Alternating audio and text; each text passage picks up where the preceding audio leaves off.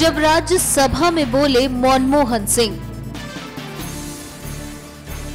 हैरान हो गया सारा देश। आखिर मनमोहन को क्या हुआ था? क्या ये मोदी का जादू था? प्रधानमंत्री नरेंद्र मोदी के नोट बंद करने के फैसले के बाद विपक्ष किस कदर बौखलाए हुए हैं, ये बात किसी से छुपी नहीं है। प्रधानमंत्री मोदी के इस फैसले ने तो उनकी भी जुबान खुलवा दी, जो पूरे 10 साल तक अपनी खामोशी के लिए मशहूर रहे। जी हाँ, हम बात कर रहे हैं मनमोहन सिंह के नाम से मशहूर पूर्व प्रधानमंत्री डॉक्टर मनमोहन सिंह की, जो गुरुवार को राज्यसभा में नोटबंदी के मामले पर बोले। इस दौरान मनमोहन सिंह ने सत्ता पक्ष को कई नसीहतें दी। Prime minister has said that we should wait for 50 days.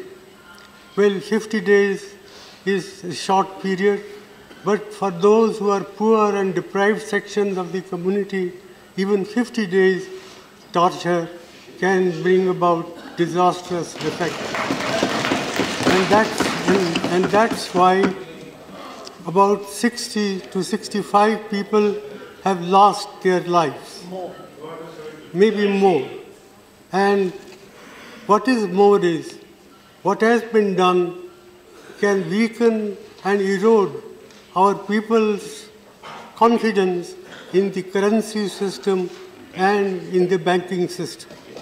One, I would like to know from the Prime Minister the names of any countries he may think of where people have deposited their money in the banks, but they are not allowed to withdraw their money.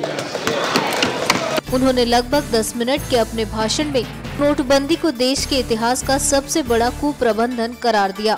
साफ पता चल रहा था कि 10 minute के अपने इस भाषण के लिए मनमोहन सिंह ने काफी मेहनत और अभ्यास किया था। मनमोहन सिंह बोल तो गए, लेकिन इसके बाद माइक्रो ब्लॉगिंग वेबसाइट ट्विटर पर ऐसी पोस्टों का तांता लग गया, जिनमें डॉक्टर सिंह के भाषण पर टिप्पणियां की जाने लगी।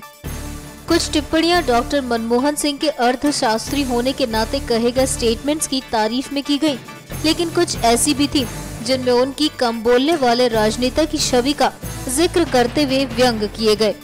ट्विटर पर ऐसी टिप्पणियों में से एक बॉलीवुड अभिनेता अनुपम खेर ने की थी, जिन्होंने व्यंग करते हुए ट्विटर पर लिखा, डिमोनेटाइजेशन के साइड इफेक्ट्स। मनमोहन सिंह जी आज 10 मिनट तक बोले, जय हो।